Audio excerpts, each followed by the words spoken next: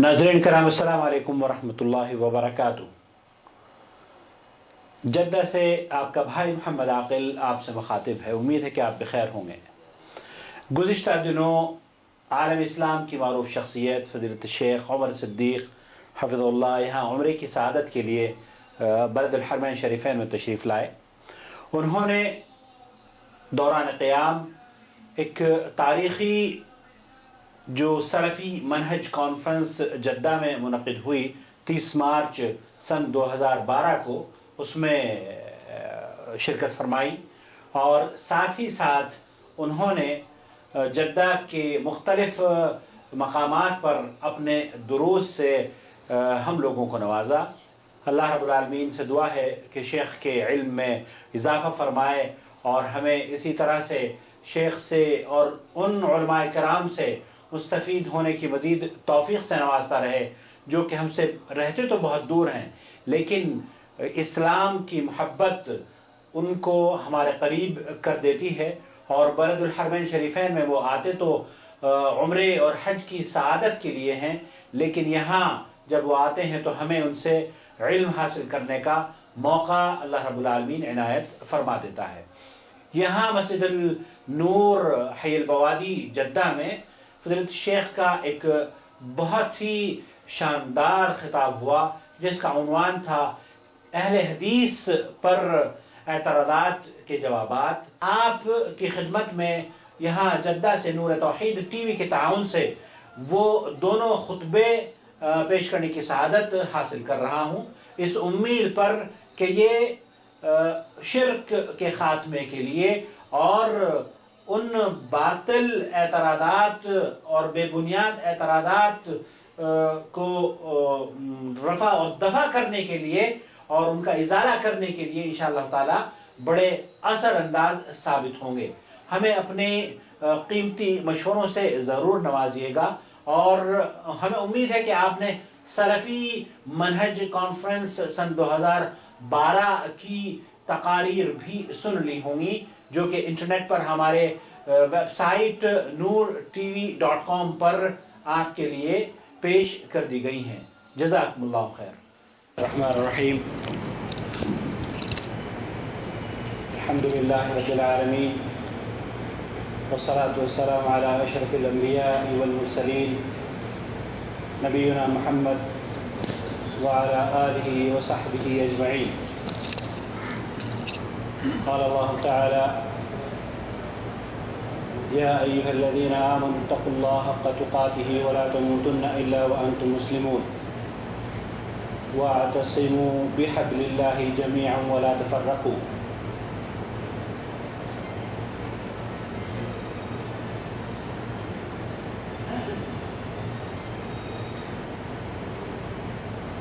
हज़रात,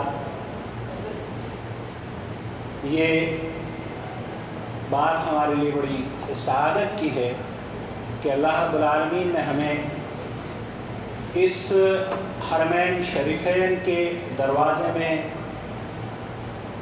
रहने की तौफ़ीक़ से नवाजा है और यही वजह है कि हम यहाँ बरसग़ीर के जय्यद उलमाए किराम जिनको अगर हम सुनने के लिए उनके शहरों या उनके ममालिक का सफ़र तय करें तो ये हर शख्स के लिए मेरे ख़्याल से मुमकिन ना होगा। अलबत्ता ये अल्लाह रब्बुल आलमीन का एहसान है कि उसने हमें ऐसी जगह रहने की तौफ़ीक़ से नवाजा कि दुनिया भर के जय्यद उलमाए किराम उसके घर की ज़ियारत के लिए तशरीफ़ लाते हैं और हमें अल्लाह के फज़ल व करम से उनसे इल्म हासिल करने का, उनसे इस्तिफ़ादा करने का मौका मिल जाता है। हमारे दरमियान आज एक अज़ीमुश्शान शख्सियत मौजूद है जो इल्मी हल्क़े में किसी तारुफ़ के मोहताज नहीं, बर्र-ए-सग़ीर में अल्लाह के फज़ल व करम से अहले तक़लीद जिन्होंने अहले हदीस और सलफ़ियों को एक उनके ख़िलाफ़ जंग छेड़ी हुई है, अल्लाह रब्बुल आलमीन इस मर्द मुजाहिद को حفاظت فرمائے، اس کی حفاظت فرمائے اور اس کی زبان میں اور علم میں اضافہ فرمائے، جس نے ان مقلدین کے نہ صرف اعتراضات کے جواب دیتے ہیں بلکہ ان کو بے زبان اور ان کی زبان کو بند بھی کر دیتے ہیں۔ میرا اشارہ آپ سمجھ گئے ہوں گے۔ آج کے خطیب جو ہمارے یہاں اس مسجد نور حی البوادی جدہ میں، جن سے ان کی نصیحتوں کو سننے کے لیے ہم یہاں پر جمع ہوئے ہیں، میں درخواست کرتا ہوں فضیلت الشیخ عمر صدیق حفظہ اللہ سے کہ تشریف لائیں اور اپنے خطاب سے ہمیں نوازیں۔ فلیتفضل فضیلت الشیخ۔ السلام علیکم ورحمۃ اللہ وبرکاتہ۔ الحمد للہ وحدہ والصلاة والسلام علی من لا نبی بعدہ وعلی آلہ واصحابہ والذین اتبعوہم بإحسان رضی اللہ عنہم ورضوا عنہ۔ اعوذ باللہ من الشیطان الرجیم قل جاء الحق وزهق الباطل ان الباطل کان زہوقا۔ اللہ تبارک و تعالی احکم الحاکمین رب العالمین کی حمد و ثنا کے بعد نبیوں کے امام پاک بازوں کے سردار نبی آخر الزمان جناب محمد رسول اللہ صلی اللہ علیہ وآلہ وسلم کی ذات اقدس پر انگنت لا تعداد بے شمار درود و سلام۔ قرآن مجید کا جو حصہ میں نے ابھی آپ کے سامنے تلاوت کیا ہے، اللہ تبارک و تعالیٰ نے اپنے نبی کو کہا کہ آپ کہہ دیجئے حق آ گیا اور باطل مٹ گیا، بے شک باطل مٹنے والا ہے۔ سامعین محترم، بر صغیر پاک و ہند میں دار الحدیث دہلی میاں نذیر حسین محدث دہلوی رحمۃ اللہ علیہ اور ان کے تلامذہ نے خدمت دین کے لیے ایسے مثالی روشن کام کیے جو آج بڑے جاندار اور شاندار الفاظ کے ساتھ دنیا میں ذکر کیے جاتے ہیں۔ ہمارا جرم کیا ہے کہ ہم نے انسانوں کا تعلق قبروں سے توڑ کر اللہ کے ساتھ جوڑا ہے، اور جو لوگوں نے اپنے مظلومہ مقتدا و پیشوا بنائے کہ جن کے حلال کو لوگ حلال سمجھتے اور حرام کو حرام سمجھتے، ہم نے ان کے ساتھ مذہبی نسبت کو توڑ کر ان کو اس بات کا فہم دیا نبی صلی اللہ علیہ وآلہ وسلم اللہ کے آخر کر لیے اور ہماری رشد و ہدایت کے لیے وہ معمور ہوئے، اور ان کے لائے ہوئے دین پر بلا شک عمل کرنا کسی کے اندر مومن اور مسلمان کی رجا ہے۔ اب ایک بڑا المیہ ہے کہ بر صغیر پاک و ہند میں قبر پرستی کرنے والے اپنے آپ کو اہل سنت کہتے ہیں، تقلید جامد کرنے والے اپنے آپ کو اہل سنت کہتے ہیں۔ قبر پرستی کرنے والا کبھی بھی اہل سنت نہیں ہو سکتا، اور یہ بات یاد رکھیے، حدیث اور امام کا قول ٹکرائے، امام کا قول نہ چھوڑے، حدیث کو چھوڑ دے، ایسا شخص یا ایسا گروہ اس کا کبھی بھی اہل سنت والجماعت کے ساتھ دور کا بھی تعلق نہیں۔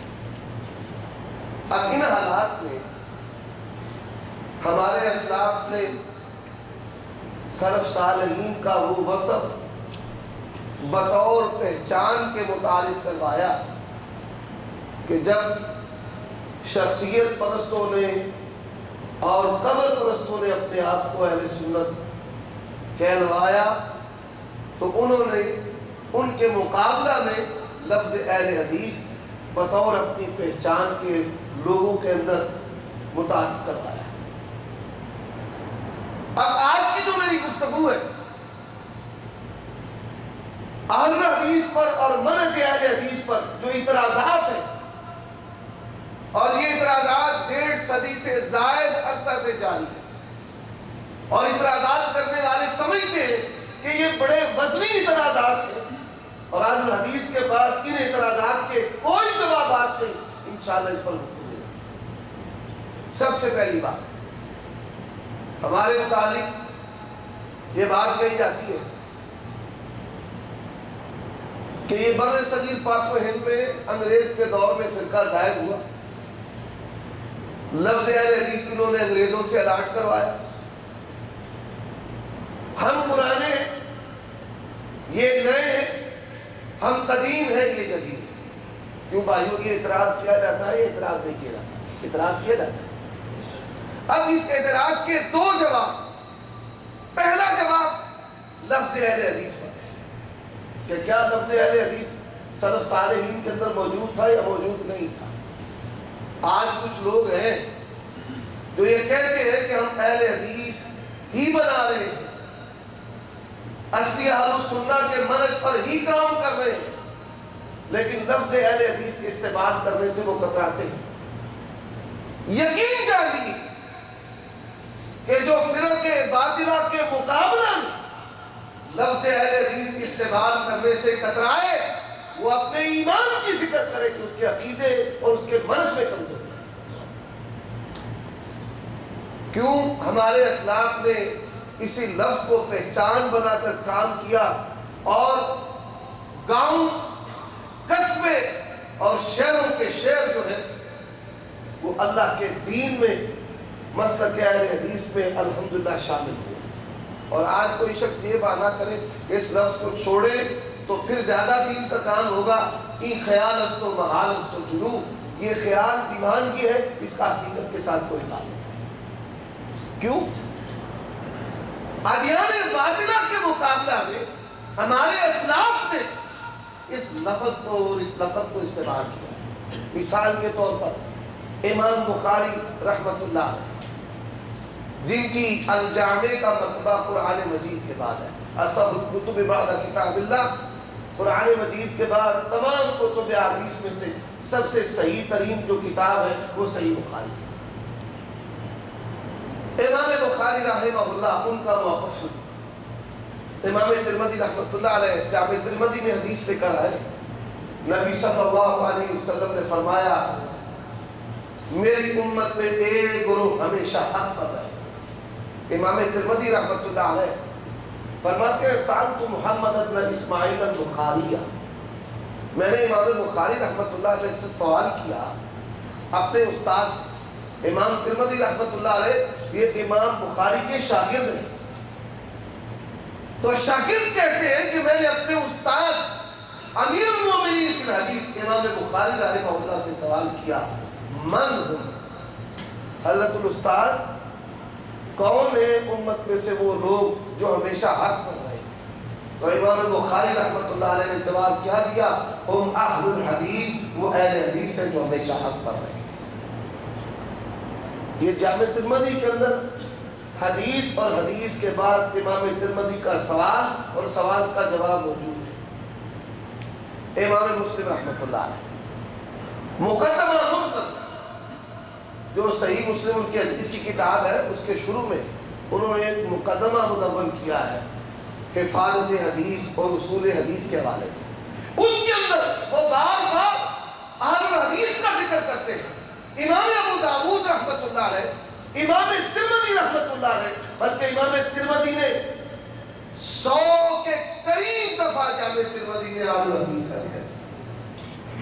تو یہ کہنا کہ لفظ اہل حدیث اس کو چھوڑ دیا جائے، اگر اس کو چھوڑ دیں گے تو پھر ٹھیک ہے، سیاستہ کو بھی چھوڑ دیں، ان کے مؤلفین کو بھی چھوڑ دیں۔ اب یہاں پر یہ بات میں کہہ دینا چاہتا ہوں کہ ہاں کوئی شخص کہہ سکتا ہے ٹھیک ہے آپ حدیث حق پر ہے، لیکن آپ وہ اہل حدیث نہیں جو اس دور کے اہل حدیث ہیں۔ اعتراض بن سکتا ہے، جیسے ہم کہتے ہیں کہ قبر پرستی کرنے والا اہل سنت نہیں ہو سکتا، شخصیت پرستی کرنے والا اہل سنت نہیں ہو سکتا۔ اسی طرح لوگ کہتے بھی ہیں، اور کوئی کہہ بھی سکتا کہ مان لیا کہ اہل حدیث فرقہ ناجیہ ہے، لیکن آپ وہ اہل حدیث نہیں، آپ اور اہل حدیث ہیں اور وہ اور اہل حدیث ہیں۔ اب اس اعتراض کا جواب دینا چاہتا ہوں، سنیے۔ پاکستان سے ایک شخص، ان کا نام انیس تھا، دمام خبر دمام کی طرف کام کرنے کے لیے آئے۔ اللہ تبارک و تعالی نے ان کے ایمان کو اپنے فضل و کرم کے ساتھ ٹھیک کر دیا، صحیح العقیدہ مسلمان بن گئے، اہل سنت کے ساتھ ان کی وابستگی جو صحیح اہل سنت۔ پاکستان گئے۔ اب جب پاکستان گئے تو والدہ کے گلے میں تعویذ تھا، کہا تعویذ اتار دو، شریعت میں اس کی اجازت نہیں ہے۔ جو اعمال توہمات، شرک اور کفر اور رسوم جعلیت تھے، ان کی نفی کی کہ آپ ان کو چھوڑ دیں۔ نماز جب انہوں نے پڑھی تو نماز رسول اللہ صلی اللہ علیہ وسلم والی۔ انہوں نے سمجھا کہ ہمارے بیٹے پر کسی جادو کا اثر چل گیا ہے، کسی ساحر نے اس کا دماغ خراب کر دیا، نعوذ باللہ۔ تو ٹونا منتر اس کی کوشش کرنے لگ پڑے۔ جب ان کی یہ کوشش نہ مراد تو انہوں نے کیا کیا، علماء کو بلوایا کہ ہمارے بیٹے کو سمجھائیں، ہم تو نسلوں سے اسی طریقے پر چلتے آ رہے ہیں۔ علماء کو بلوایا، علماء سے ان کی گفتگو ہوئی تو علماء جو ہے وہ اس کو مطمئن نہ کر سکے، بلکہ لاجواب ہو کر چلے جاتے ہیں۔ بلاخر نتیجہ کیا نکلا کہ تم بھی مناظر لے آؤ، ہم بھی مناظر لے کے آتے ہیں، میدان میں بات ہوگی، پورا گاؤں سنے گا، یا آر یا پار، یا تم ہماری طرف یا ہم تمہاری طرف۔ اب جو بات طے ہوئی دونوں کے درمیان، وہ بات یہی تھی کہ جس اعتراض کا میں آپ کو جواب سنا رہا ہوں کہ آپ انگریز کے دور میں ظاہر ہوئے، آپ نے ان سے لفظ اہل حدیث الاٹ کروایا ہے، ہم پرانے ہیں۔ اس نے دمام میں اپنے ساتھیوں کے ساتھ رابطہ کیا کہ میں یہاں پر آیا ہوں اور یہ حالات بن گئے، مجھے پاکستان میں کسی عالم دین کا، کسی مناظر کا نمبر دے جس سے میں رابطہ کر سکوں۔ بھائیوں نے میرا نمبر دے دیا، مجھ سے رابطہ کیا، میں نے ان کو کہا آپ تشریف لائیں، اہلا وسہلا مرحبا۔ اب میں ان کی تشریف آوری کے بعد جو کچھ ہوا وہ آپ کو اسی سوال اور اعتراض کے ضمن میں سنانے جا رہا ہوں۔ میں نے کیا کیا، مختلف لائبریریوں سے کچھ کتابیں جمع کی، کتابیں جب جمع کر لی تو ان کو کہا جا کر آپ مناظرے کی تاریخ طے کریں۔ مناظرے کی تاریخ طے ہو گئی۔ جب مناظرے کی تاریخ طے ہوئی، میں اپنے ساتھیوں کو لے کر وہاں پر چلا گیا۔ پورا گاؤں جو ہے وہ ایک میدان جمع تھا، لاؤڈ اسپیکر لگا ہوا، دونوں اطراف، ادھر بھی اسپیکر ادھر بھی اسپیکر۔ نمبردار جو ہے وہ اس کا عزیز رشتہ دار تھا، اس نے کہا خبردار گاؤں کے افراد میں سے کوئی شخص نہیں بولے۔ دونوں علماء کی بات ہوگی اور ہم سنیں گے، حق سچ کا فیصلہ ہوگا، یا یہ ہمارا مسلک اپنا لے گا یا ہم اس کا مسلک اپنا۔ مجھے کہا کہ آپ اپنا موقف پیش کریں۔ میں نے کہا میرا موقف یہ ہے کہ جو عقیدہ و عمل محمد رسول اللہ صلی اللہ علیہ وسلم کا تھا، صحابہ کرام کا تھا، اللہ کی قسم وہ عقیدہ عمل، وہ ایمان، وہ منت میرا ہے۔ اور میری جماعت فرقہ ناجیہ ہے، میری جماعت قدیم ہے، میری جماعت کے دلائل بھی قدیم ہے۔ میں نے یہ موقف لکھ دیا۔ اب میں نے مولوی صاحب کو کہا مولوی صاحب آپ یہاں پر لکھ کر دیں کہ ہمارے عقائد اور ہمارے مسائل وہی ہیں جو رسول اللہ صلی اللہ علیہ وسلم کے. پہلی بات ہمارا منہج وہی ہے جو صحابہ کرام کا ہے. دوسری بات اور یہاں پر لکھے کہ ہماری جماعت سب سے قدیم اور ہمارے دلائل بھی سب سے قدیم. مولوی کہتا میں نے تو نہیں لکھنا، جو تو نے لکھا ہے تو اس کو ثابت کر، میں اس پر اعتراضات کروں گا.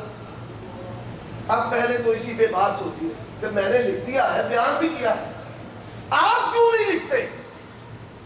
جب آپ کا دعویٰ ہے کہ ہم حق پر ہیں، ہم پرانے ہیں، ہم حنفی ہیں، حنفیت امت کو ایک کرتی ہے، تو لکھو. کیوں نہیں لکھتے؟ مولوی صاحب نے کہا میں نہیں لکھوں گا. آپ اپنے دعوے کو ثابت کریں، اگر ثابت نہ کیا میں نے نقیض وارد کر دیا، بس آپ غلط آپ جھوٹے. یہ تو کوئی طریقہ نہیں. یہ ایک شخص چور ہے، دوسرا کہ بھئی تو بھی چور ہے. الزامی جواب، تحقیقی جواب. تو یہاں پر لکھنا پڑے گا. قصہ مختصر ادھر ادھر کی بڑی باتیں ہوئی، مولوی صاحب نے لکھ کر نہیں دیا. نمبردار بات کو سمجھ گیا، دنا آدمی تھا. اس نے کہا حافظ صاحب کھڑے ہوں، آپ اپنے موقع پر دلائل پیش کریں. میں نے کہا جی کچھ سادہ باتیں ہیں، کچھ علمی باتیں ہیں، علمی باتوں کو بھی میں سادہ انداز میں کرنے کی کوشش کروں، اور جب تک میں اپنی بات مکمل نہ کر لوں کوئی شخص میری گفتگو کے اندر بولے گا نہیں. اس نے پابند کر دیا مولوی صاحب آپ ہی نہیں بولیں گے، کوئی اور شخص نہیں بولے گا، بولیے. میں نے کہا دیکھیے ان کے امام اعظم ابو حنیفہ رحمۃ اللہ علیہ، میرے امام اعظم محمد رسول اللہ صلی اللہ علیہ وسلم، میرے امام اعظم کی بات دین ہے، ان کے امام اعظم کی بات دین نہیں. میرے امام اعظم پر وحی آتی تھی، ان کے امام اعظم پر وحی نہیں آتی تھی. ان کا امام اعظم میرے امام کا کلمہ پڑھتا تھا، میرا امام ان کے امام کا کلمہ نہیں پڑھتا تھا. ان کا امام اعظم میرے امام کا امتی ہے، میرا امام اعظم ان کے امام کا امتی نہیں ہے. میرا امام اعظم جو ہے جو دین لے کر آیا، قرآن کے ہوتے ہوئے تورات زبور انجیل نہیں چل سکتی، حدیث رسول کے ہوتے ہوئے حدیث موسیٰ عیسیٰ نہیں چل سکتی، بخاری مسلم کے ہوتے ہوئے تالمود اور نیو ٹیسٹامنٹ نہیں چل سکتا. اسی طرح میرے امام اعظم کی جہاں بات آ جائے ان کے امام اعظم کی وہاں بات نہیں چل سکتی. پہلی بات میں نے کہا میرے مسلک کے جو دلائل ہے قرآن ہے. قرآن انگریز کے دور سے پہلے، ملکہ وکٹوریہ کے دور سے پہلے آیا. یہ بات میں ہے مجھ سے جواب دیں. بخاری مسلم کی بات کرتا ہوں، بتائیں کہ بخاری مسلم ملکہ وکٹوریہ کے دور سے پہلے کیا یہ بات کی. میرے امام اعظم ختمی المرتبت صلی اللہ علیہ وآلہ وسلم انبیاء و رسول سے افضل و برتر و اعلیٰ، ان سا کوئی ہے، ان سا کوئی نہیں. اور ان کے جو امام اعظم ہیں ان سے بڑے بڑے علماء موجود. یہ باتیں ہوئی، میں نے کہا آ جائیں اس پہ تحقیقی مواد اب میں پیش کرنے لگا. یہ بات یاد رکھیے، جماعت اہل حدیث کا یہ ترہ امتیاز ہے کہ ہمارا کوئی بھی عقیدہ و عمل ہے وہ نص سے ثابت ہے، اس پر اللہ کی کتاب قرآن سے آیات ہم پیش کریں گے، رسول اللہ صلی اللہ علیہ وسلم کے فرامین پیش کریں گے. میں نے کہا اس کا میں تحقیقی جواب دینے لگا ہوں. ائمہ محدثین نے کس طرح قرآن مجید کی تفاسیر مرتب کی، کتب احادیث مرتب کی ہے، جیسے صحیح بخاری ہے، صحیح مسلم ہے، ابو داؤد، ترمذی، نسائی، ابن ماجہ ہے. اسی طرح انہوں نے عقیدے کی کتابیں لکھی. ان کے دور میں باطل فرقے ظاہر ہوئے تو انہوں نے ان کے مقابلہ میں عقائد کی کتابیں مرتب کی. اور دوسری صدی سے لے کر دارالعلوم دیوبند اور دارالعلوم بریلی دونوں مدارس اور دونوں مدارس کے بانیان کی پیدائش سے پہلے تک امت مسلمہ کی جو عقائد کی کتابیں ان کو جمع کر. حافظ ابن ابی شیبہ رحمۃ اللہ علیہ نے کتاب العرش یہ عقیدے کی کتاب لکھی. امام بخاری رحمۃ اللہ علیہ کی کتاب التوحید، حافظ ابن خزیمہ رحمۃ اللہ علیہ کی کتاب التوحید، حافظ ابن مندہ رحمۃ اللہ علیہ کی کتاب التوحید کتاب الایمان، عقیدہ تحاویہ امام تحاوی رحمۃ اللہ علیہ کا، الشریعہ امام آجری رحمۃ اللہ علیہ کی، کتاب العلوم امام زہبی رحمۃ اللہ علیہ کی، اثبات و صفات العلوم مقدسی رحمۃ اللہ علیہ کی، کتاب الاسماء والصفات امام بیہقی رحمۃ اللہ علیہ کی، شرح اصول اعتقاد اہل سنہ والجماعہ اور شرح عقیدہ تحاویہ، تمام عقائد کی کتابیں جمع کر لے. میں نے کہا تم اپنے عقیدے ان کتابوں پر پیش کرو، میں اپنے عقیدے پیش کرتا ہوں. اللہ کی قسم 72 فرقے فیل ہیں. اگر کوئی پاس ہونے والی جماعت ہے تو صرف اہل حدیث جماعت ہے. اہل حدیثوں یہ بات اپنے ذہن میں پوست کر. اکثر میں اہل حدیثوں سے پوچھتا ہوں کہ تمہارے عقیدے کی کوئی کتاب، کیا کہیں گے؟ کہیں گے جی عقیدے کی کتاب، ہمارے عقیدے کی کتاب جو ہے وہ تقویۃ الایمان ہے. کوئی اور تھوڑا جانتا ہو تو اس سے پوچھیں آپ کے عقیدے کی کتاب، کہے گا ہمارے عقیدے کی کتاب کتاب التوحید شیخ الدعوہ محمد بن عبد الوہاب رحمۃ اللہ علیہ کی. لیکن یہ یاد رکھیے کہ یہ عقائد کی کتابیں جو میں نے آپ کے سامنے ابھی پیش کی ہیں، اور ان کے علاوہ اور بھی عقائد کی کتابیں ایک جماعت کے عقائد کی کتابوں کے مطابق ہے، سلف صالحین کے عقیدوں کے مطابق. اب آئیں اعمال کا مسئلہ، اس پہ بھی بات کرتے ہیں. رفع الیدین بڑا معرکۃ الآراء مسئلہ. رفع الیدین ہم کیوں کرتے ہیں؟ نبی صلی اللہ علیہ وآلہ وسلم نے کیا چھوڑا نہیں، اور یہ میری بات نہیں، امام بخاری رحمۃ اللہ علیہ کی بات. اللہ کے پیغمبر نے چھوڑا نہیں، نبی کے یاروں نے اس کے بغیر نماز پڑھی. رفع الیدین کا مسئلہ ہے. اب اس کے مقابلے میں کیا کہتے ہیں؟ وہ بغلوں کے نیچے بت رکھتے، یا کیا کہیں گے شریر گھوڑوں کی طرح دمے لاتے. بات سمجھ آ رہی ہے بھائی؟ یہ ان کا اعتراض، یہ لبے لباب. لیکن آپ آئیے اس مسئلے کی اہمیت پر غور کریں کہ یہ کتنا اہم مسئلہ ہے کہ ائمہ محدثین رحمہ اللہ نے باقاعدہ طور پر رفع الیدین کرنے پر کتابیں لکھی، جن میں سید الفقہاء والمحدثین امام بخاری رحمۃ اللہ علیہ، امام بخاری نے رفع الیدین کرنے پر کتاب لکھی ہے جس کو جز رفع الیدین کرتے ہیں، اور 40 کے قریب احادیث پیش کی ہیں، اور نہ کرنے والے دلائل کا محاسبہ کیا اور ثابت کیا ہے کہ اللہ کے پیغمبر کی ایسی سنت ہے جس کا ترک اور نسخ رسول اللہ سے ثابت ہے نہیں. آپ کو بڑی کتابیں مولوی بتائیں گے، کوئی خود بات کے لیے نُظرۃ المجالس کا آپ کو بتائے گا، کوئی قصے کہانیوں کے لیے کوئی کتاب بتائے گا، لیکن ان مولویوں نے کبھی یہ نہیں بتایا کہ امام بخاری رحمۃ اللہ علیہ نے رفع الیدین کرنے پر کتاب لکھی ہے. اور صرف امام بخاری نے نہیں لکھی، امام سبکی رحمۃ اللہ علیہ، ابن حجر رحمۃ اللہ علیہ، ابن الملقن رحمۃ اللہ علیہ، اور بڑے سارے ائمہ محدثین، بلکہ حافظ ابن قیم رحمہ اللہ نے رفع الیدین کرنے پر مستقل کتاب لکھی. لیکن سوال کرتا ہوں، بتائیے دنیا کے اس محدث کا نام کہ جس محدث نے رفع الیدین نہ کرنے پر کتاب لکھی ہو، یا رفع الیدین نہ کرنے پر اس نے کسی حدیث کی کتاب میں کہا مانا. تم نے ہمیں آگے رکھا ہوا ہے گالیاں دینے کے لیے، اصل حدیث کے ساتھ تمہاری دشمنی. صحابہ کرام کو ٹارگٹ تو نہیں کر سکتے، حدیث کو ڈائریکٹ ٹارگٹ نہیں کر سکتے، رکھا ہوا ہے ہمیں. گالی ہمیں دیتے ہیں، خوب سے باطن صحابہ کرام اور حدیث کے خلاف نکالے.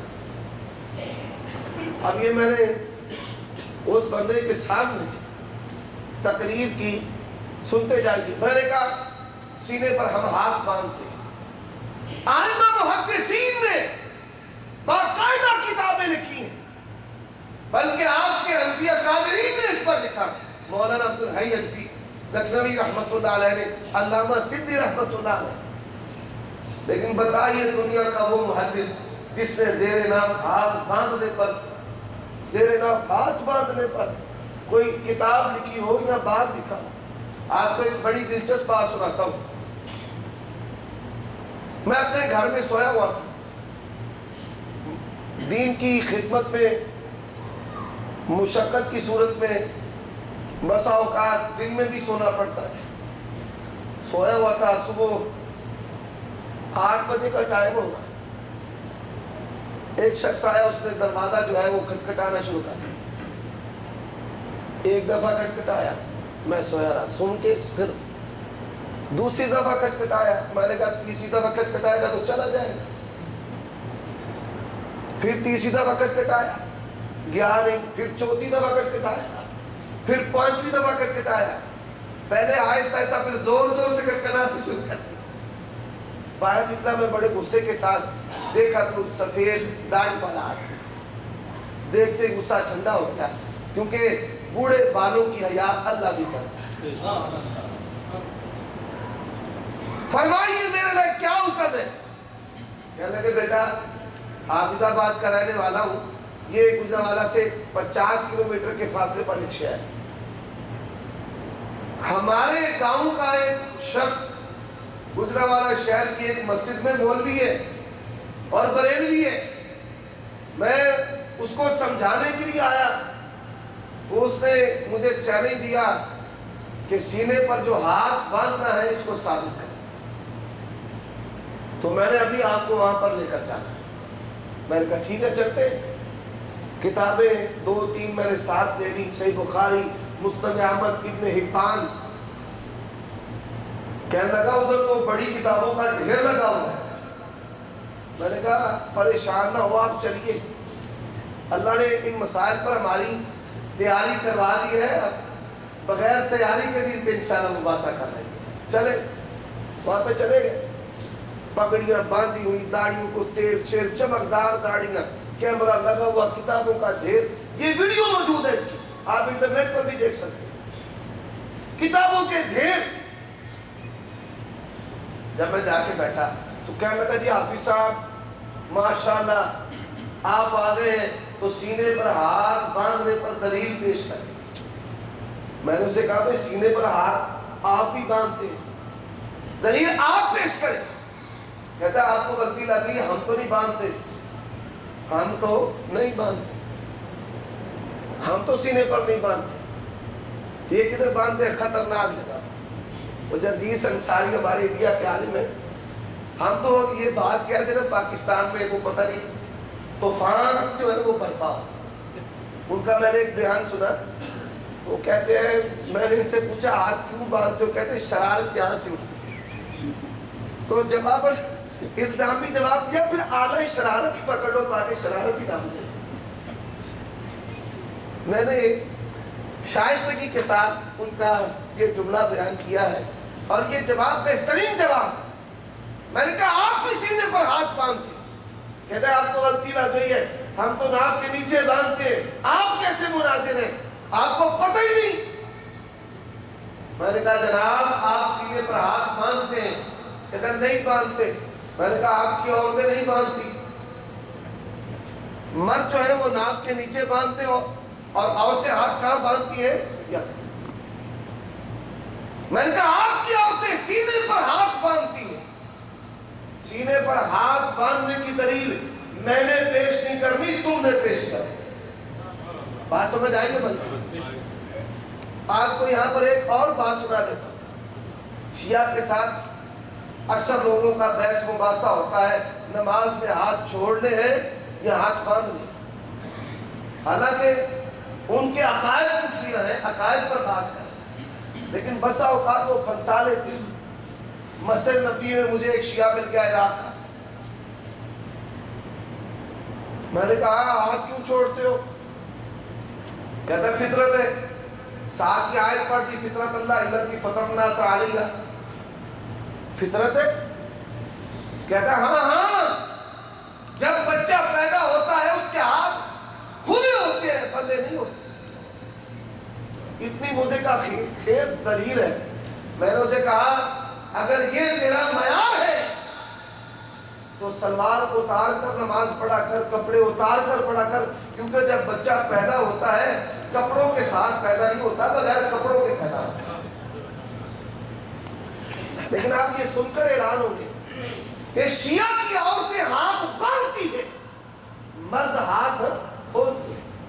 آپ ان سے کہیں اپنی عورتوں کے ہاتھ باندھنے کی دلیل پیش کرنا تمہارا کام، اور مردوں کا ذکر وہاں سے نکال کر دکھانا ہمارا کام۔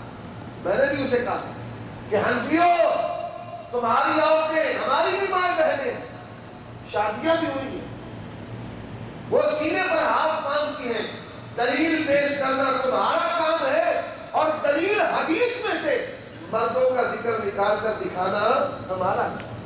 میں اس کی ایک مثال دیتا ہوں، بڑی شگفتہ ایک علمی لطیفہ ہے۔ ایک شخص، اس نے بے وقت نماز پڑھی، نماز عصر جماعت ہو چکی، کھڑا ہوا، ایسے ہی کرتے نا ہاتھ، ہم تو یوں کرتے ہیں، ایسے ہاتھ کیے، کہتا ہے 4 رکعت نماز عصر کے بغیر امام کے،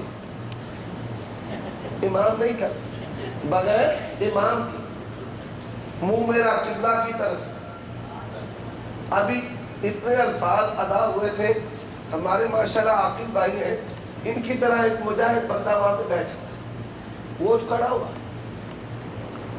اس نے کہا 4 رکعت نماز عصر کے بغیر امام کے، دائیں طرف آدمی ہے، پیچھے ٹوٹیاں لگی ہوئی ہیں، اوپر پنکھا لٹکا ہوا ہے، آگے گھڑی لگی ہوئی ہے، اس کو تو اپنی بھول گئی۔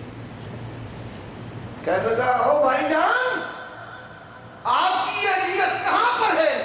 اس نے کہا جس صفحے پر تیری لکھی ہے اس کے آگے میری لکھی ہے، اس کے آگے۔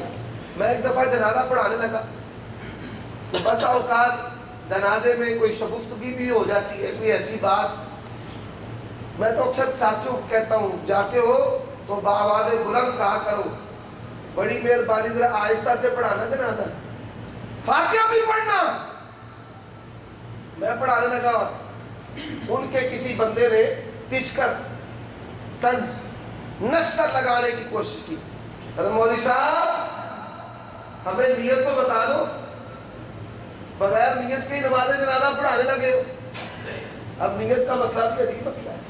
میں نے کہا جناب آپ یہ بتائیں کہ آپ نماز جنازہ پڑھنے کے لیے یہاں تشریف لائے ہیں یا جنازہ گاہ میں آلو لینے کے لیے تشریف لائے ہیں؟ کیا ہے؟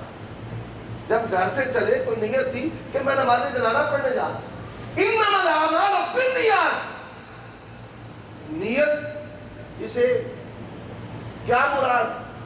دل کے ارادوں کو کہتے ہیں کہ اعمال کا دار و مدار دل کی نیتوں، دل کے ارادوں سے۔ نیت کا معنی دل کا ارادہ، ارادۃ القلب، یہ نیت کا معنی۔ تو اللہ نے ہمارے بھائیوں کو ہدایت نصیب کرے۔ اب آ جائیے سینے پر ہاتھ باندھنے کا یہ مسئلہ بڑا معرکۃ الآراء مسئلہ۔ تیسرا مسئلہ اونچی آمین کہنے کا۔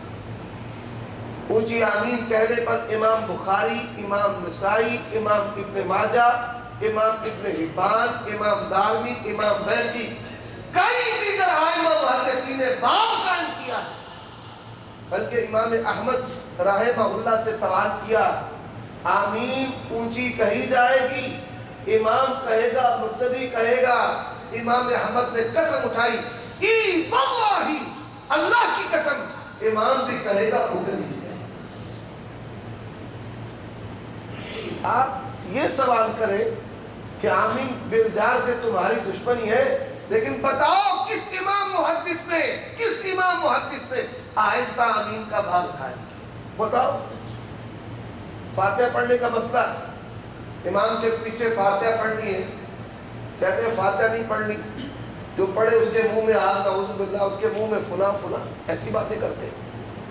لیکن آپ یہ سن کر حیران ہوں گے کہ ائمہ محدثین نے امام کے پیچھے فاتحہ پڑھنے پر مستقل کتابیں لکھی، جن میں امام بخاری کی کتاب جز القراءۃ اور امام بیہقی رحمۃ اللہ علیہ کی کتاب کتاب القراءۃ، اور پھر ابواب قائم کیے امام بخاری رحمۃ اللہ علیہ نے اور دیگر ائمہ رحمہ اللہ تبارک و تعالی نے امام کے پیچھے فاتحہ پڑھنے پر ابواب قائم۔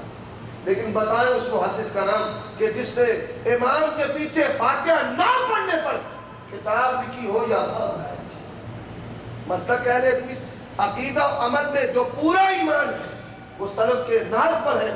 میں نے کہا میرا عقیدہ بھی ان کتابوں کے مطابق اور میری نماز میرا عمل بھی ان کتابوں کے مطابق. بتا کون میرا اور کون خدا. مولوی صاحب کھڑے ہوتے کہتے ہیں یہ بہت خبیث ہے, یہ دجال ہے, یہ یوں ہے, ایسے ہے, ویسے ہے, گالیاں دینا شروع کر دی. وہاں پر بدباؤ لڑائی ہو. جو گاؤں کا نمبر تھا اللہ اس کو جزائے خیر دے, کھڑا ہو گیا, کہتا ہے مجھے بات ساری سمجھ میں آ گئی. میں نے اپنے بھائیوں سے کہا تھا کہ مضبوط سے مضبوط عالم لے کر آنا تاکہ کوئی کسر باقی نہ رہے, لیکن مجھے سمجھ آ گئی ہے کہ اہل حدیث جماعت حق پر ہے اور یہ وہی جماعت ہے جو رسول اللہ علیہ وسلم اہل حدیث ہونے کا اعلان کر. اور الحمدللہ آج اس اکیلے اہل حدیث کی وجہ سے اور اس کی محنت سے گاؤں کے اندر اہل حدیثوں کی بہت بڑی مسجد بنی. اور میں پروگرام کرنے کے لیے گیا, رات وہاں پر فجر کی نماز میں نے کیا دیکھا کہ ماشاءاللہ بڑی بڑی 3 صفیں لوگ فجر کی نماز میں الحمدللہ اتنی کثیر تعداد میں وہاں پر موجود تھے. یہ کیا ہے؟ یہ میرے مسلک کی وہ حقانیت ہے. ظالم تہمت اور الزام کے ذریعے لوگوں کو اس دین حق سے دور کرنے کی کوشش کرتے ہیں. اللہ کی قسم یہ بات یاد رکھ لیں کہ مسلک اہل حدیث اور اسلام کے درمیان کوئی فرق نہیں. مسلک اہل حدیث اسلام کا دوسرا نام. اب یہاں پر یہ بات بھی میں کہہ دینا چاہتا ہوں, کچھ لوگ ان کو بڑا سمجھدار سمجھتے, کیا کہتے ہیں جی ہم تو اہل سنت ہیں, ہم تو اہل حدیث نہیں ہیں. یہ اب کیوں اہل حدیث نہیں ہے؟ بخاری کہتے ہیں اہل حدیث, مسلم کہتے ہیں اہل حدیث, ابو داؤد کہتے ہیں اہل حدیث, ترمذی کہتے ہیں اہل حدیث, عیسائی کہتے ہیں اہل حدیث, ابن ماجہ اہل حدیث. کہتے ہیں حدیث کی تو کئی اقسام ہیں. آپ کون سے اہل حدیث ہیں؟ صحیح اہل حدیث ہے, ضعیف اہل حدیث ہے, موضوع اہل حدیث ہے, مرسل اہل حدیث ہے. کیا یہ تماشا ہے؟ اہل حدیث کا مطلب کیا ہے؟ کہ اہل حدیث اس کا مطلب و معنی اس مرتب سے مراد سمجھ. اس سے مراد اللہ کا قرآن حدیث ہے, رسول اللہ کی سیرت و صورت حدیث ہے, صحابہ کا منہج حدیث ہے, سلف کا فہم حدیث ہے. اہل حدیث ہم کہتے ہیں تو اس سے مراد کیا ہے کہ سلف صالحین کے منہج پر چلنے والے, ان کے فہم کے مطابق دین کو لینے والے, رسول اللہ صلی اللہ علیہ وسلم کی پیروی بغیر شرط کے کرنے والے, اور کتاب اللہ اس کی اطاعت و فرما برداری کرنے. یہ اہل حدیث کا مطلب. اور یہ جو بات ہے یہ 15ویں صدی کی ایک گندی پیداوار ہے. اگر کوئی شخص ایسے کہہ دے کہ آپ کون سے اہل سنت ہے, منسوخ اہل سنت ہے, متروک اہل سنت ہے, آپ اہل سنت حسنہ ہے, آپ اہل سنت سیئہ ہے, یہ کیا بدمعاشی ہے؟ حدیث کے اندر آتا ہے من سن سنتن حسنتن, من سن سنتن سیئۃ. یہ بات خواہ سنت کے بارے میں کہی جائے یا خواہ حدیث کے بارے میں کہی جائے انتہائی لچر بات ہے. حقیقت کے ساتھ اس کا کوئی تعلق نہیں. ائمہ محدثین نے اپنے آپ کو اہل سنت کہا ہے اور اپنے آپ کو اہل حدیث کہا ہے, اور اہل سنت اور اہل حدیث یہ دونوں مترادف منکر ہیں, ان کے اندر کوئی فرق نہیں. یہ بات نہیں. ابھی ایک اعتراض تھا, اس کا میں نے آپ کے سامنے جواب عرض کیا ہے. اب ایک اور مسئلہ یہاں پر بتا دینا چاہتا ہوں, تراویح کا مسئلہ, بڑا اہم مسئلہ. لوگ کہتے ہیں کہ حرمین طیبین میں 20 پڑھی جاتی ہیں, آپ کہتے ہیں آپ کہتے ہیں حج, ادھر تو 20 پڑھی جاتی ہیں. پہلے اختلاف کو سمجھیں کہ ہمارا اختلاف کیا. ہمارا ان لوگوں کے ساتھ اختلاف سنت کا ہے. وہ کہتے ہیں 20 سنت ہے, ہم کہتے ہیں 8 سنت. اختلاف سنت کا ہے, اختلاف جواز اور عدم جواز کا نہیں. 100 پڑھنے ہمیں کیا اعتراض ہے, لیکن اختلاف ہمارا سنت کا ہے کہ نبی صلی اللہ علیہ وآلہ وسلم نے. گجرات کے قریب ایک گاؤں میں مباحثہ ہوا, تو میں وہاں پر گیا, رمضان 25 رمضان تھا, تو मुबासे में मुझे सवाल किया देवबंदी मुनाजिर ने कि आप 8 रकत पढ़ते हैं, 3 वितर पढ़ते हैं, एक हदीस पेश करें जिसके अंदर इशा के बाद का लफ्ज हो, पूरा महीना जमात का जिक्र हो, नबी सल्लल्लाहु अलैहि वसल्लम इमाम हो, सहाबा मुक्तदी हो, 11 का लफ्ज मौजूद हो। बड़ी उसने शरारत है। बिहम्दिल्लाह ताला सही बुखारी और मुवत्ता मालिक, मुसन्नफ इब्न अबी शैबा, मुस्नद अबी दाऊद अत-तयालसी, दीगर दलाइल के साथ तहकीकी और इल्जामी मैंने उसके मुतालबात को पूरा कर दिया। लेकिन मैंने उससे एक मुतालबा किया जो मैं आम रिकॉर्ड करना चाहता हूं। मैंने कहा आप कहते हैं 20 तरावी और 3 वितर, 23 साल दौरे नबूवत में किसी एक लम्हा बगैर किसी शर्त के शब और रोज दिन रात के किसी लम्हे में नबी सल्लल्लाहु अलैहि वसल्लम से तुम साबित कर दो, क़यामत की सुबह तक कोई शख्स साबित नहीं कर सकता। और अरब उलमा जो मुफ्तियान है उनके फतवे मौजूद हैं कि सुन्नत जो है ये 8 है, और ये मसला मुहद्दिसीन ने इसको हल किया है। हमारे वकील मुहद्दिसीन है और उनके वकील बिहम्दिल्लाह आज के इस दौर में हम इमाम बुखारी रहमतुल्लाह अलैह ने सही बुखारी के अंदर किताब सलात तरावी नमाज तरावी का किताब कायम किया, और किताब कायम करने के बाद इमाम बुखारी सैयदा आयशा रज़ियल्लाहु ताला अन्हा की हदीस लेकर आए, मा काना यज़ीदु फी रमज़ान वला फी गैरिही अला 11 रकअत। सैयदा आयशा की वो हदीस कि नबी सल्लल्लाहु अलैहि वसल्लम रमज़ान और गैर रमज़ान में 11 रकअत पढ़ते थे। अब ये एतराज़ जो है इसका मैंने इल्ज़ामी जवाब भी दिया और तहकीकी जवाब। अब इसका दूसरा हिस्सा, हमारा भी तो हक है ना कि हम भी इतराज़ करें, क्यों भाई हक है या नहीं है, करना चाहिए या नहीं करना चाहिए। तो पहले बरेलवी मकतबा फ़िक़्ह उनसे शुरू होता हूँ, फिर इंशाअल्लाह देवबंदी मकतबा फ़िक़्ह पे भी बात आएगी। अब बरेलवियों के जो इनफिरादी अकायद है उनमें क्या है कि अगर आप सल्लल्लाहु अलैहि वसल्लम ना होते तो कायनात तो लौलात लमा खलक़्तुल अफ़लाक। दूसरा उनका अकीदा क्या है, नूर मिन नूरिल्लाह। तीसरा अकीदा उनका क्या है कि आप सल्लल्लाहु अलैहि वसल्लम उनको अताई में गैब है, वो आलिमुल गैब है। चौथा अकीदा उनका क्या है, हाजिर और नाज़िर का। पांचवा अकीदा उनका क्या है, मुख्तार कुल का। ये उनके अकायद और भी ऐसे। अब आप इस बात पे गौर कीजिए कि क्या ये अकायद जो है ये इस्लाम के अकायद है। मैंने एक तकरीर की है जो रिकॉर्ड भी जड़ावाला के करीब, वहाँ पे अल्हम्दुलिल्लाह कुछ साथी जो है वो अहले हदीस हो, लेकिन वो ज़ात पात की जो तकसीम है आज भी हमारे मुआशरा में बावजूद मुसलमान होने के मौजूद है। ये हिंदू कल्चर का जो असर है। अब जो कुम्हार थे, अंसारी थे, वो घराने अहले हदीस थे और उन्होंने मस्जिद बनाई।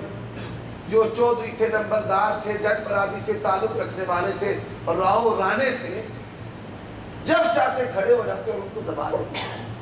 बरेलियों ने जलसा किया, खूब गालियां दी, गुस्ताख है, ऐसे है वैसे। उन्होंने मुझे बुला लिया। जब मुझे बुलाया मैंने कहा भाई आओ इस बात पे, या सुबह को तुम्हारी मस्जिद के बाहर लिखा हो जाना मस्जिद अल-जमात, मैं जिम्मेदार हूं, मैं इख्तियार रखता हूं बिहम्दिल्लाह ताला, जमात ने मुझे यहाँ पे बुलाया है, या मैं तुम्हें कहता हूं कि हमारी मस्जिद के बाहर लिख देना जामिया मस्जिद हनफी बरेलवी, तुम्हें इख्तियार है, आओ। मैंने कहा ये तुम्हारे कायदे है। जड़ावाला के किसी गिरजा घर में चले जाते, मैं गुजरावाला के जिस हिस्सा में रहता हूँ वहाँ पे ईसाइयों की काफी तादाद मौजूद है, थियोलॉजिकल सेमिनरी है, और बड़े पते की बात है अपने ज़हन के अंदर रखना। मैंने कहा जाओ जड़ावाला के किसी गिरजा घर के अंदर चले जाओ, तुम भी आओ हम भी आओ। सईद असद आए गालियां देने वाला, उमर सिद्दीक जाए, पादरी से पूछते हैं कि तुम्हारा क्या अकीदा है हजरत ईसा अलैहिस्सलाम के बारे में। उनका अकीदा है कि अगर हजरत ईसा ना होते तो कायनात ना होती। दूसरा अकीदा हर जगह मौजूद है, عقیدہ.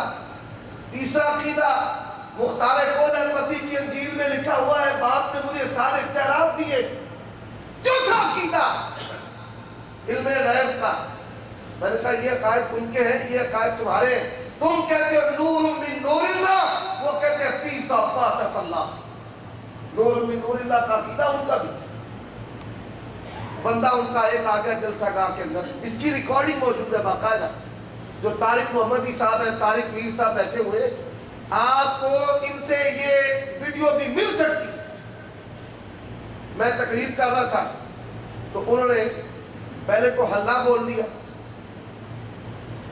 حلہ بولا تو الحمدللہ میں وہاں پر قائم رہا. میں نے کہا انشاءاللہ میں نے تو نہیں جانا، میری رگوں میں جو خون ہے وہ بھاگنے والا نہیں، وہ گردن کٹانے والا خون. ہم ایسے نہیں پولیس آ گئی، میں پھر بھی جمع رہا. پھر ان کا بندہ آ گیا، کہنے لگا مولوی صاحب 2 گھنٹے کا وقت دے دو، 2 گھنٹے تک ہمارا مناظر آ جائے گا، تمہیں یہاں سے جانا نہیں. میں نے کہا جی تمہیں 3 گھنٹے کا وقت، 4 گھنٹے کا وقت، جاؤ صبح تک اپنے مناظر کو. میں صبح تک وہاں رہا، فجر کی نماز میں نے وہاں پر پڑھی، اور پھر میں نے کہا آؤ بھائی اب تو کئی گھنٹے گزر چکے ہیں، کہاں پر تمہارا مناظر. پولیس درمیان میں آ گئی، انہوں نے کہا جی چلو شہر چھوڑ دو، نکل جاؤ، چلے جاؤ. بحمدہ تعالی اللہ کی توفیق سے انتظار کرنے کے بعد، عہد و پیمان کو پورا کرنے کے بعد جب ہم وہاں سے نکلے، نمبرداروں کے بیٹے، جٹ برادری کے، راؤ رانا برادری کے لوگ انہوں نے اکٹھ کیا. کہا بات تو بڑی سادہ ہے، گرجا گھر میں چلے جاتے ہیں، خود جا کر پوچھ لیتے ہیں. گرجا گھر کے اندر گئے، پادری سے پوچھا پادری صاحب حضرت عیسیٰ کے بارے میں آپ کے یہ عقیدے ہیں؟ پادری نے کہا ہاں ہاں ہمارے عقیدے. ان لوگوں نے پھر کیا کیا، اللہ ان کو جلا دے، مسجد کا سپیکر کھولا اور کہا فلاں بن فلاں جس کا تعلق رانا برادری سے ہے، جس کا تعلق جٹ برادری سے ہے، ہم اہل حدیث ہونے کا اعلان کرتے. کہو بریتنوں سے آؤ، بائبل لے آؤ، پادریوں سے پوچھو ناک تمہارا کٹا ہوا ہے. ناک کٹا ہوا تھا نا ایک بندے کا، اس نے کہا لوگ کہیں گے ناک کٹا. اس سے بچنے کا حل کیا ہے؟ اس سے بچنے کا حل کہ مجھے تانا دے تمہارا ناک کٹا ہوا ہے، میں ان کو کہتا ہوں کیا نکو آ گئے، نکو آ گئے. ناک کٹے نے دوسرے کو تانا کیا دیا؟ نکو. اور ظالموں توہین و گستاخی تم نے کر رکھی ہے، اور ساری زندگی تمہاری بیتی ہمیں قائم ہو دیتی. وہ پیر علاؤدین، اس کا سوال شیخ توصیف الرحمان کی ایک سی ڈی میں آپ سن سکتے.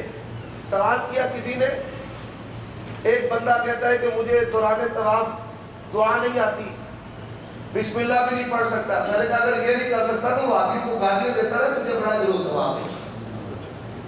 ہمارا جرم کیا ہے؟ چور نہ شرابی ہوں میں، جرم یہ کہ وہابی ہوں میں.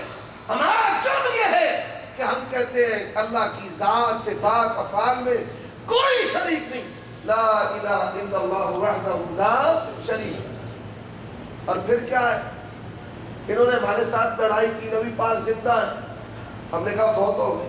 گستاخ، ہم نے کہا قبر کہتے ہیں گستاخ. اچھا زندہ ہے، زندہ ہے. جب اللہ کی توحید کی باری آئی تو ہم نے پیغمبر کو زندہ کر لیا، اور جب اتحاد اور اتباع کی باری آئی، جس نبی کو زندہ کیا تھا ظالموں تم نے اس کے ساتھ بے وفائی کی اور امام ابو حنیفہ کی چوکھٹ پر چڑھے. قائم تو رہے تھے، زندہ ہے. اتباع اور اطاعت کی باری آئی تو زندہ نبی کو چھوڑ دیا. حضرات یہ ان کے عقائد ہیں، اور یہاں پر بس نہیں ہے، بلکہ 1856 میں امام احمد رضا خان بریلوی صاحب پیدا ہوئے ہیں. 1856 سے پہلے دنیا کے جتنے عجائب گھر ہیں، وہ مذہبی عجائب گھر ہوں، ترکی کے ہوں یا انڈیا آفس لائبریری لندن کی ہو، دنیا کا کوئی عجائب گھر وہاں پہ خوردبینے لگا کر بریلوی جو مذہب ہے اس کو نکالے کتابوں سے. کوئی کتاب علم غیب پر، کوئی حاضر ناظر پر، کوئی نور من نور اللہ پر، کوئی مختار کل پر، کوئی کل پر، کوئی برسی پر، کوئی 10ویں پر، کوئی 40ویں پر، نہیں تونی بھی کتاب من قبل ھذا، اللہ کی قسم 1856 سے پہلے پوری روئے زمین پر آپ کو بریلوی مدد کے آثار ملیں گے، جائیں سے کہیں۔ حضرات جو بندی بریلویوں پہ بات کی جائے لوگ خوش ہوتے ہیں، جو بندیوں پہ بات کریں تو کہتے ہیں نہیں ہمارے تو ہندی بند۔ لیکن میں آپ کو یہ بتا دینا چاہتا ہوں کہ میرا ایسے خاندان کے ساتھ تعلق ہے، میرے دادا جی نے 60 سال تبلیغی جماعت کے ساتھ لگائے، بات کرنے کا حق ہے نا۔ میرے جو نانا تھے ان کا تعلق پیپلز پارٹی کے ساتھ، بھٹو کے بڑے دل دادا تھے۔ ایک بندہ کہنے لگا بھٹو ایسے، بھٹو ویسے، بھٹو ایسے، بھٹو ویسے، کہنے لگے تو پیپلز پارٹی کا ہے؟ کہتا نہیں۔ کہتا کبھی بھٹو کو ووٹ دیے ہیں؟ کہنے لگا نہیں، تھپڑ مارا اس کو۔ کہتے ہم پیپلی ہیں، ہم پیپلز پارٹی کے، ہم نے ووٹ دیے، بات کرنا ہمارا حق بنتا ہے، تمہارا حق نہیں بنتا۔ ہم اعتراض کریں اچھے لگتے ہیں، اس لیے میں اعتراض کرتا اچھا لگتا ہوں کہ میرے خاندان میں تمہارے اندر وقت ہو رہا ہے۔ ابھی مسجد نبوی کے اندر مجھے ایک تبلیغی مل گیا، کہنے لگا یہ قضاء و قدر ہے، عالم ارواح میں ہم مل چکے تھے اس لیے یہاں پر مل گئے، ان الارواح جنود مجندہ۔ ہوا کیا، مجھے جو ہے کاٹنے والی پست کرنے والی مشین تھی، تو اس کے اوپر میں کنگھی لگا کر تو پھر مجھے پست کرتا۔ اس دن جو ہے وہ کنگھی لگانا بھول گیا تو وہ چاٹی ہوگی تبلیغیوں والی مجھ سے پڑ گئی۔ اس نے سمجھا یہ تبلیغی ہے، اپنا ہی مارتا ہے۔ بس اب کا بندہ کھنڈی ڈالتا ہے، مچھلی نہیں آتی کبھی کیکڑا بھی آ جاتا ہے۔ اس نے کھنڈی ڈالی، میں نے کہا واہ میرے مولا، کتنے دن ہو گئے ان کی جھکائی نہیں کی، آج ماشاءاللہ بڑا نادر موقع۔ میں نے کہا کہ تیرے پاس تبلیغی نصاب ہے، فٹافٹ اپنے جھولے سے تبلیغی نصاب نکالا ہے ماشاءاللہ ماشاءاللہ۔ اور آپ یہ سن کر حیران ہوں گے کہ پاکستان کے علماء دیوبند نے تبلیغیوں کے خلاف کتاب لکھی اتنی موٹی۔ اس کے 2 واقعے سناتا ہوں، 2 دیوبندیوں نے لکھی ہے کتاب، اور فیس بک پر میرا اکاؤنٹ موجود ہے، اس پر یہ دونوں حوالے بھی موجود ہیں، میں نے اس کے اسکین لگا دیا، آپ وہاں سے دیکھ سکتے ہیں۔ ایک واقعہ، تبلیغی جماعت ایک مسجد کے اندر گئی، مولوی صاحب کو کہا کہ مولوی صاحب آپ قرآن سے درس نہ دے، آپ تبلیغی نصاب سے درس دیں، فضائل اعمال سے۔ مولوی صاحب کہنے لگے مجھے تو عرصہ بیت گیا ہے قرآن سے درس دینے۔ بحث مباحثہ ہو گیا، بحث مباحثہ ہونے کے بعد کیا ہوا، اس بندے نے کہا کہ قرآن کو گٹر کے اندر پھینک۔ یہ میری بات نہیں ہے، یہ ان کے اپنے بھائیوں کی لکھی بات۔ دوسرا واقعہ، کہتے ہیں ایک مسجد کے اندر تبلیغی جماعت گئی، قرآن مجید منبر پر پڑھا ہوا، اس کے نیچے فضائل اعمال۔ بندہ کہنے لگا کتنے احمق لوگ ہیں، بے وقوف ہے، قرآن کو اوپر رکھا ہوا ہے، فضائل اعمال کو نیچے رکھا ہوا ہے۔ اس نے قرآن نیچے رکھ دیا، فضائل اعمال اوپر رکھ دیا۔ دوسرے بندے نے کہا ظالم، اللہ کا کلام ہے، یہ تو بخاری سے بھی اوپر رکھنا چاہیے، بخاری بھی اس کے اوپر ہے، نہیں رکھنی چاہیے۔ پہلے اللہ پھر رسول اللہ، پہلے کلام اللہ پھر کلام رسول اللہ۔ کہتا ہے لو جی قرآن کو کیوں اوپر رکھیں، جتنے مسلمان فضائل اعمال نے کیے اتنے مسلمان تو قرآن میں بھی نہیں کیے۔ یہ لوگوں کی حالت۔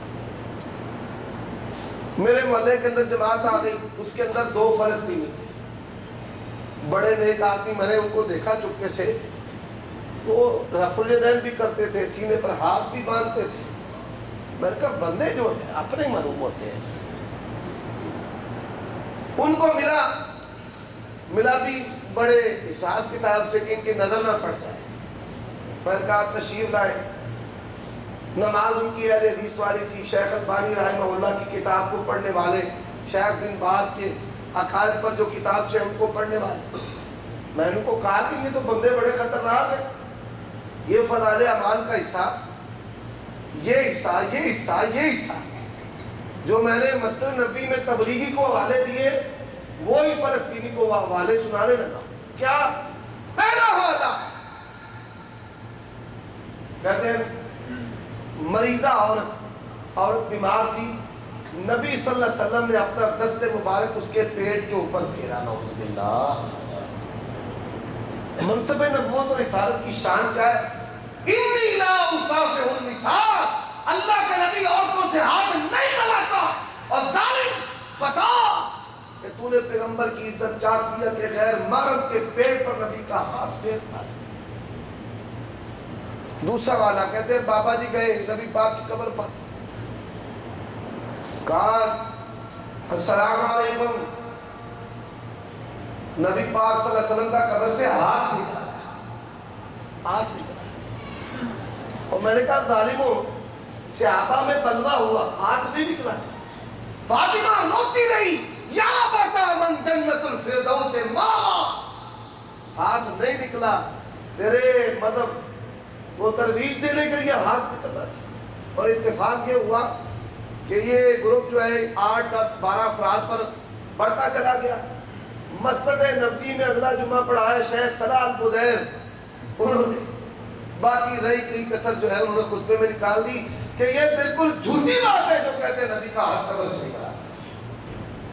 یا اللہ یہ تو نے تائید کروا دیے, تیرا احسان. اب جب میں نے یہ اس کو حوالے دیے فضائل سرکار سے اللہ ہونے کا دعویٰ جو میں ہوں وہ تو ہے, اس نے نشان لگا نشان لگائے تو کہتا ہے پھر کس کتاب سے درس دینا چاہیے. میں نے کہا ریاض الصالحین سے, اخلاق اگر. اور یہاں پہ یہ بات سمجھ لے, میں نے ان سے یہ بات کہی کہ کبھی مولوی زکریا پر امت ایک نہیں ہو سکتی.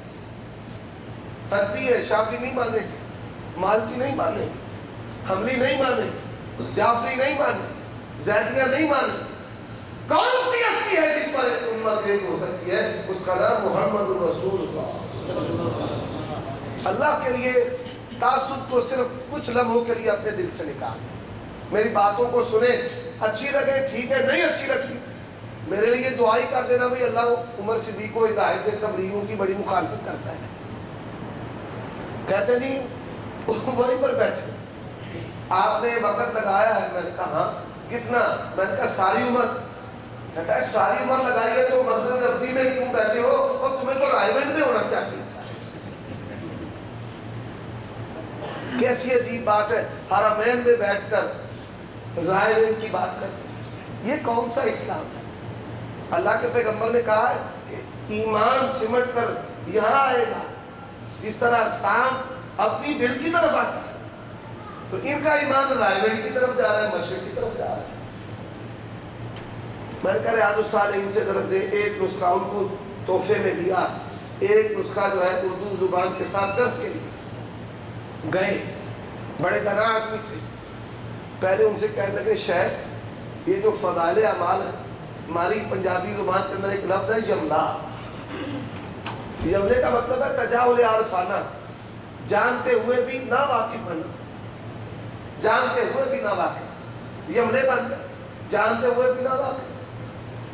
یہاں سے درس دے عربی میں, وہ جو ٹرانسلیٹر تھا اس نے وہاں سے درس دیا, میری والی بات جو بیان کرتا تھی وہ مل گئی. جب سارے مقامات تحریر ہو گئے, دوسرا دن ہوا عشاء کا وقت, تو کہنے لگے یا شیخ درس من ھذا الکتاب, اے شیخ ریاض الصالحین سے درس دے. اب ان کا جو امیر تھا کہنے لگا ھذا الکتاب لا یفیدنا ولا یجود لنا, یہ کتاب ہمیں فائدہ نہیں دیتی اور ہمارے لیے جائز بھی نہیں. فلسطینی غصے میں آ گیا, کہنے لگا ظالمو, نبی کی کتاب, حدیث کی کتاب تمہیں فائدہ نہیں دیتی, تمہارے مولوی کی کتاب جس کے اندر شرک و کفر بھرا ہوا ہے وہ تمہیں فائدہ دیتی. ہم نے ایسی تبلیغ نہیں کر گئے, بڑے خوش, شکریہ ادا کیا. ان کو بھی پتا چل گیا بھئی عمر صدیق جو ہے ان کو سن گیا. اب الحمدللہ کیا ہے کہ محلے کے وسط درمیان میں میری مسجد ہے، پہلے ان کی مسجد ہے، تو اب کیا ہے کہ وہ پیچھے وسط میری مسجد کی طرف اور پیچھے محلے میں جانے کی ضرورت ہی نہیں ہے. کیا دین کو مذاق بنا رکھا ہے. پھر آئیے تقلید کی بات کرتے ہیں. کہتے ہیں تقلید ایک آتی ہے. کیوں بھائی؟ غیر مقلد ہے، ادھر کچھ ادھر کچھ ادھر کچھ ادھر کچھ، کچھ نظم کا اختلاف ہے، کچھ ذہنی اختلاف. دعا کرے اللہ ہمارے منہج کے اندر جو وحدت ہے اس وحدت کو نظم کی وحدت میں بھی تبدیل کرے، اور جو ذہنی اور شخصی اختلاف ہے اللہ اس کو ختم کر. یہ یقیناً بری چیز ہے اور اس کے بڑے نقصانات ہیں. لیکن یہ بات یاد رکھیے، تقلید کبھی بھی جو چیز قرآن حدیث سے ہٹی ہو وہ کبھی لوگوں کو ایک نہیں کر سکتی. بڑے نقطے کی بات ہے، یاد رکھیں.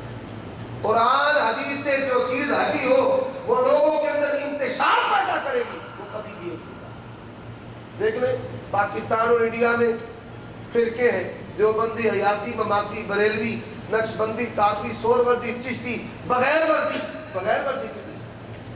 ہم سر سے ٹوپی اتار دے کہتے ہیں گستاخ، ننگے سر نماز پڑھتے یہ اللہ کے ساتھ لڑائی کرتے ہیں ایسے. لیکن سر سے اگر ٹوپی اتار دی جائے اور فتویٰ گستاخی کا، ان سے پوچھیں کہ بغیر وردی کے پورے بدن سے کپڑے اتار دے، کہتے ہیں یہ پکا والی ہے، بڑا پہنچا. ما لہؤلاء القوم لا یفقہون حدیثا. ننگا سر کرنے پر تو کفر اسلام کے فتوے لگاتے ہو، لیکن جو پورے بدن سے کپڑے اتار دیتا ہے اس کو تم پکا والی کہنا شروع کر دیا. کیا ہم جا رہے ہیں؟ اور یہ بات یاد رکھیں، ان سے پوچھیں کہ تم حنفی ہو، بتاؤ امام ابو حنیفہ کے کتنے فتوے مانتے. اکثر سوال میں کرتا کتنے فتوے مانتے، چپ کر دے. باتیں بڑی گھماتے ہیں. کتنے فتوے؟ ہم حنفی ہیں. حنفیت ایک کرتی ہے، بس کرتی ہے ایک. بتاؤ کتنے فتوے مانتے. بڑی مشکل سے جواب دے گا، کہے گا 1/3 فتوے مانتے. 1/3 100 میں سے 33.33%. باقی 66% کس کے مانتے؟ بتاؤ. وہ جی وہ شیخین بھی ہے نا، قاضی ابو یوسف، امام محمد. بات تو ایک ہی کرتے تھے، 3 لے آئے. پھر ان کی مانتے ہو، باقی سب نہیں. ہمارے ایک اور امام بھی ہیں، ان کا نام حسن بن زیاد لولوی. بات ایک ہی کی، 4 آگے اور تو کوئی نہیں. کہتے تھے نہیں ابھی ہمارے امام ظفر ہے، 17 مسئلے ہم ان کے مانتے ہیں. 17 مسئلے امام ظفر کے مان کر، 66% مسئلے اور ائمہ کے مان کر، پھر بھی تم کہو امام ابو حنیفہ امام اعظم.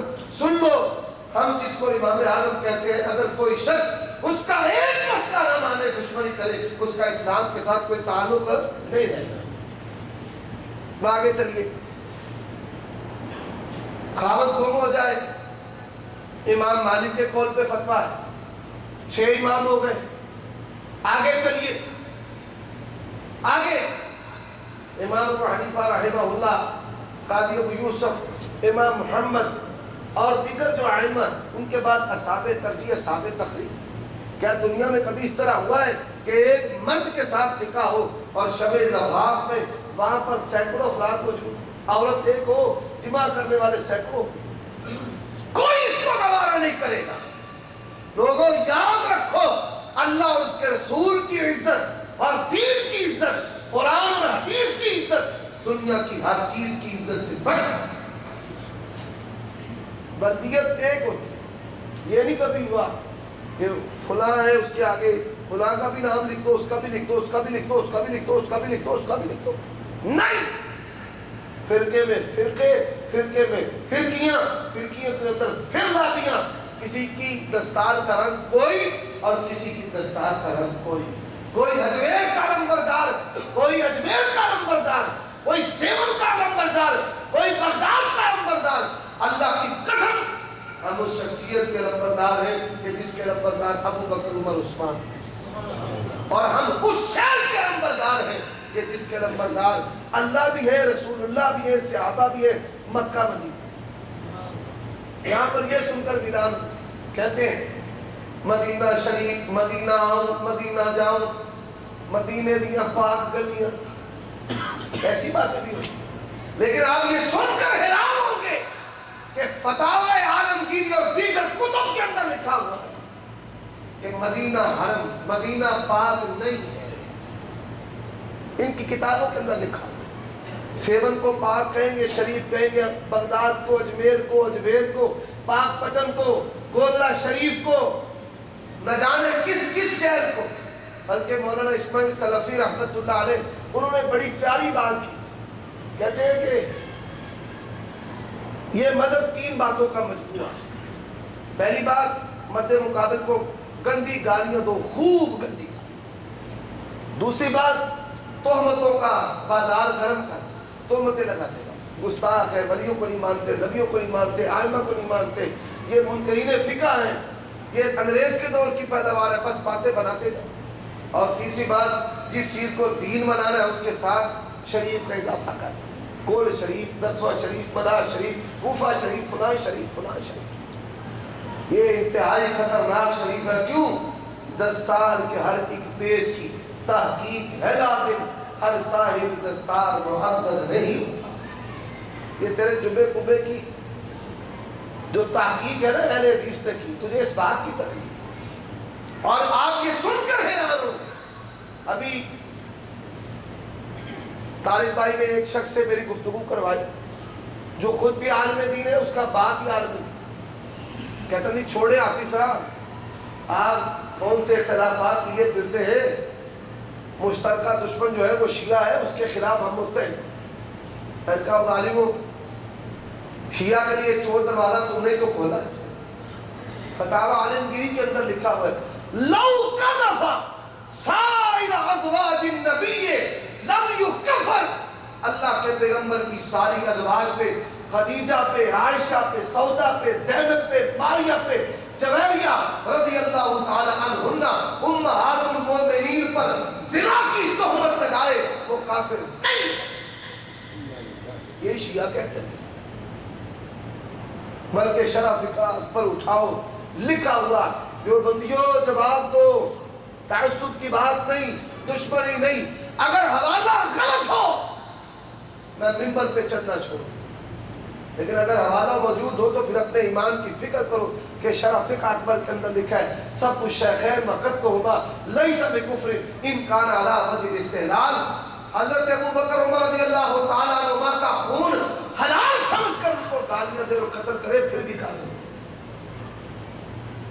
نبی کی عزت کی بات ہوتی ہے. عزت ہمارے متعلق تو مشہور کر رکھا ہے، توحید کے نمبرداروں کے بارے میں، وہابیوں کے بارے میں، یہ نبی کے گستاخ ہیں. جرم کیا ہے ہمارا؟ ہم کہتے ہیں نبی عالم الغیب نہیں، حاضر و ناظر نہیں، مختار کل نہیں. اللہ خالق ہے، محمد رسول اللہ مخلوق ہے.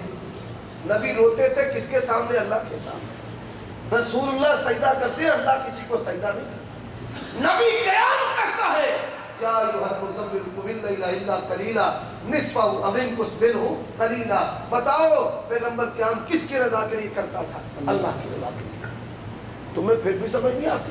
ایسا تمہارا دماغ بند ہے. کیا لکھا ہوا ہے ہدایت کے اندر کہ جو شخص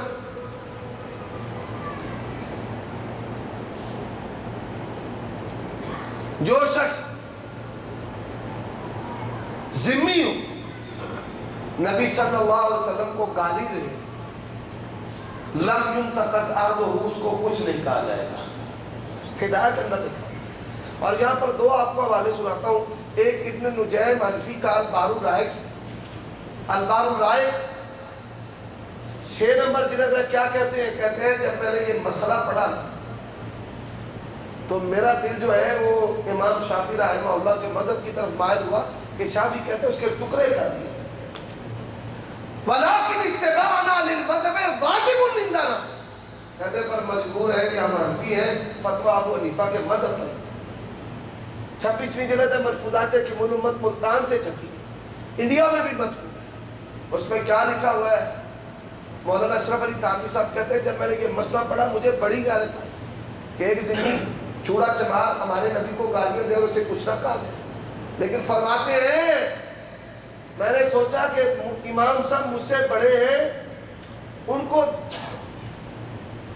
خیال نہیں ہوا، ترجمانی سنگین الفاظ ہے، بھائی ان کو غیرت نہیں آئی تو مجھے غیرت کھانے کی کیا ہے؟ یہی بات ہم میں تم میں فرق کرتی ہے۔ ہم کہتے ہیں کروڑوں آئمہ بھی ہوں، اللہ کے پیغمبر کے قدم پر قربان کرتے ہیں، ہمارا یہی تم کیسا ایمان لیے پھرتے ہو؟ اور پھر آؤ، میں کہتا ہوں اکثر،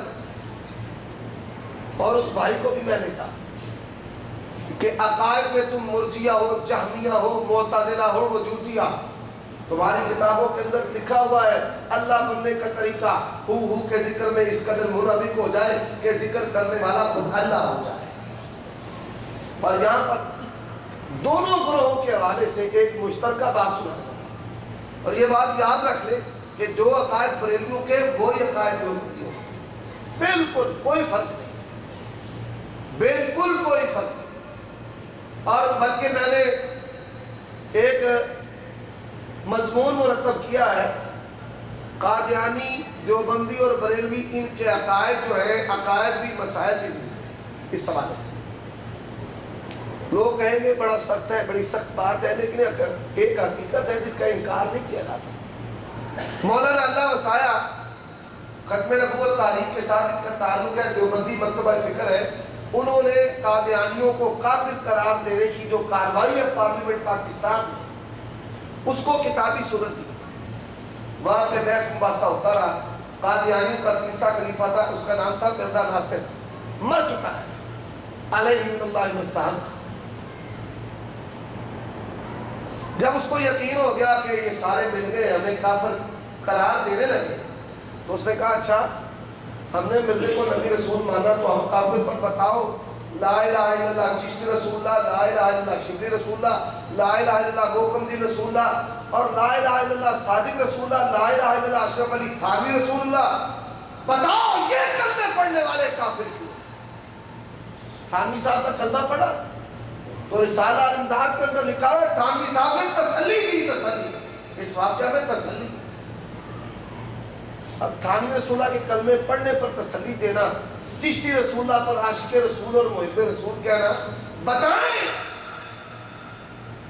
وہاں پر پھنس گئے، نورانی بھی چپ، نیازی بھی چپ، مفتی محمود بھی چپ، مولوی فضل الرحمان کعبہ، مولانا ابراہیم کمیر پوری رحمت اللہ علیہ جو انڈیا سے مہاجر ہو کر کے آئے کمیر پور کے، اللہ تبارک و تعالیٰ اس مرد درویش کی قبر پر کروڑ رحمتیں نازل فرمائے، ان کو لایا گیا۔